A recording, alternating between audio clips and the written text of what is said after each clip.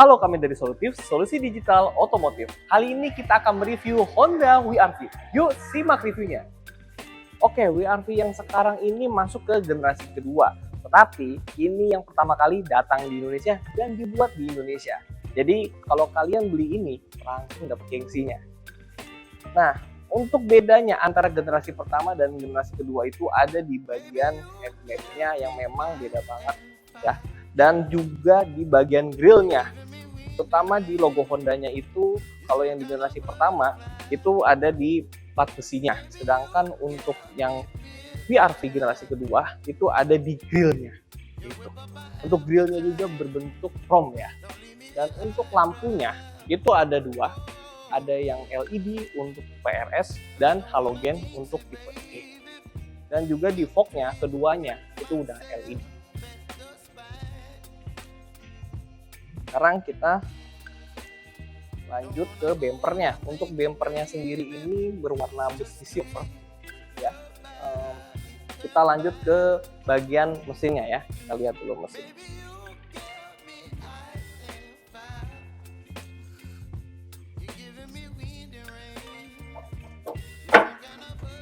Nah, sekarang untuk mesinnya ini adalah 1,5 L iVTEC DOHC dengan horsepower-nya itu 121, 4 silinder, dan untuk torsinya itu 145 4300. Oke, sekarang kita langsung ke bagian sampingnya ya.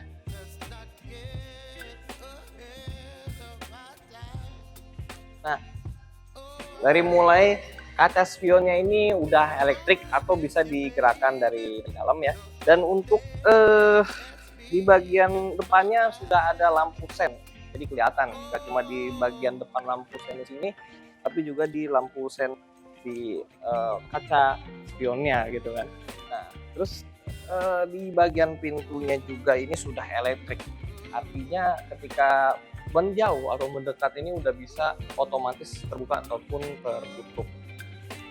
Lalu di bagian parkitnya ini sudah tersedia ya, berwarna hitam, mungkin bahannya plastik ya. Terus lanjut ke bagian bannya juga nih. Bagian bannya ini ada dua tipe, ada yang 2 ton hitam silver sama yang silver aja. Dan bannya ini dapatnya kebetulan di sini tipe E adalah Goodyear. Jadi termasuk yang memang walaupun harganya memang terjangkau, tapi kualitas bannya ini termasuk yang lebih baik dan juga dapat nama. Nah, sekarang kita langsung ke bagian yang belakang.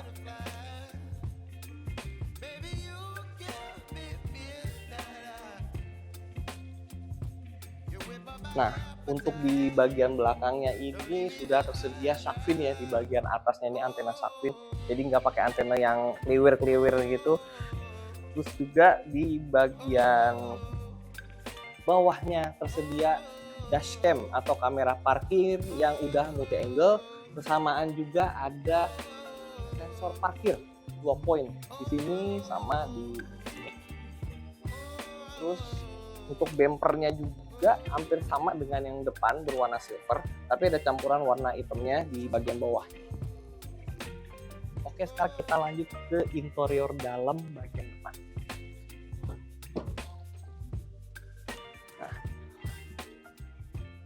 mulai dari door trimnya ini sudah tersedia beberapa tombol ya.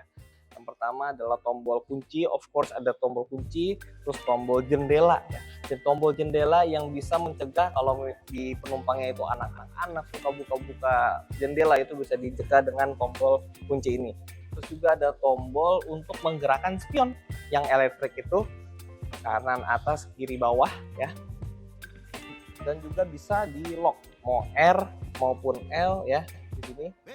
Dan juga ada tombol yang bisa mencegah kalau kita parkir ini kan biasanya tukang parkir suka melipat spion sehingga jadi rusak ya, apalagi kalau spionnya elektrik. Nah, di sini ada fitur lipat spion secara otomatis. Jadi ketika kita tekan ini, itu spionnya langsung kelipat. Jadi nggak perlu takut kalau tukang parkir suka ngelipat spion, spionnya udah kelipat sendiri dengan sistem ini.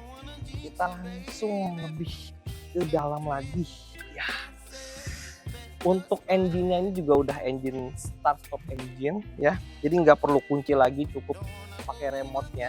Remote kunci itu tinggal ditekan start stopnya.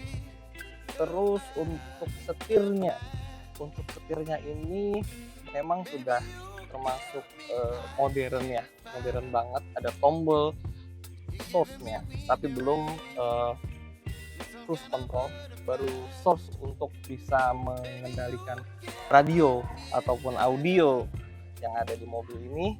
Dan untuk tuas lampu, tuas wipernya juga masih standar aja. Dan ini setirnya baru bisa di tilt aja, ya sudah cukup lah untuk yang memang badannya terlalu besar atau kecil ya, cukup banget. Terus untuk speedometernya masih analog, tapi untuk keterangannya ini juga sudah digital. Dan untuk joknya ini sudah termasuk pabrik, atau bisa disebut oleh orang ini kain bludru ya. Dan di door trim juga saya hampir lupa, ada tempat untuk minuman ya. Jadi nggak cuma botol doang, mau taruh can atau kaleng atau botol dia bisa di sini. Nah, untuk di bagian head unitnya juga ini sudah bisa MP3, video, map, dan juga telepon yang tentunya sudah terintegrasi dengan smartphone lewat Bluetooth. Dan untuk AC-nya juga sudah auto, jadi kita bisa atur bagaimana suhu AC yang ingin kita rasakan. Nah, untuk persnelingnya ada yang CVT, ada yang manual. CVT itu yang matic. Terus juga untuk rem tangannya ini masih konvensional atau manual. Jadi buat yang memang biasanya bawa mobil atau kepingin punya mobil yang masih standar untuk kesampaian dan ingin merasakan tuas rem yang konvensional, bisa cocok untuk pilih Vios. Nah, terus untuk AC-nya sendiri ada di bagian depan saja, satu samping kanan, satu samping kiri. Kalau di tengahnya ada dua kayak gitu. Dan untuk warna interiornya sendiri itu ada warna hitam yang di bawah sama warna silver gitu. Dan kita lanjut ke interior dalam yang belakang.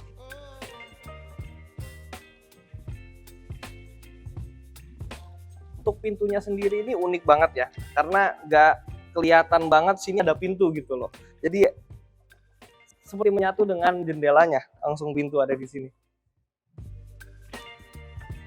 Nah, untuk bagian belakangnya ini pas untuk 3 orang, kecuali Anda badannya besar itu mungkin cukup 2 orang aja.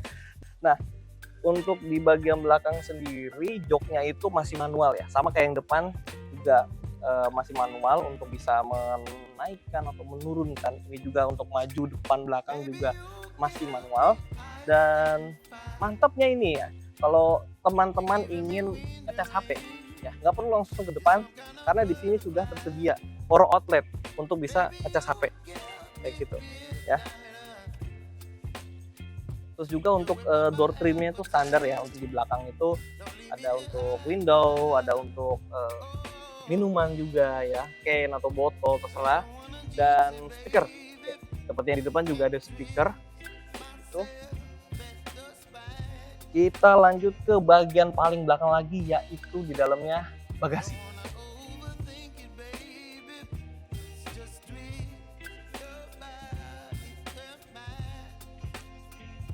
Nah, sekarang kita langsung di bagian bagasinya ya.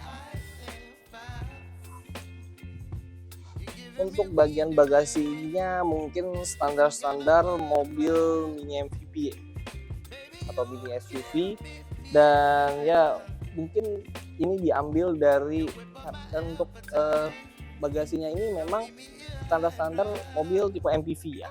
Jadi mengambil seat yang ketiga kayak gitu. Nah, cuma uniknya nih teman-teman, ada tempat untuk ban serep. Nah, jadi tidak di belakang, jadi tidak di bawah sini, tapi ada di dalam, sebuah kejutan tersendiri yang dihadirkan oleh Honda WR-V. Dan selain ban serep juga sudah tersedia kunci dan dongkrak. Itu tadi review kami soal Honda WR-V.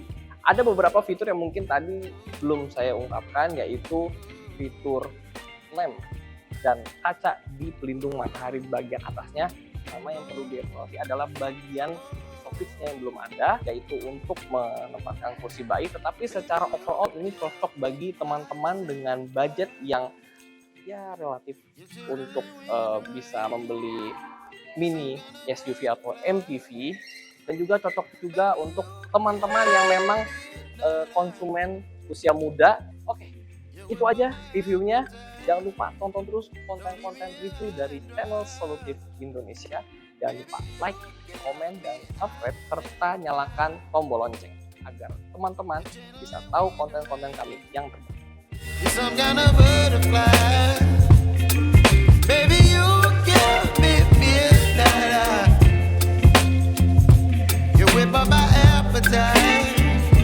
Don't leave me here.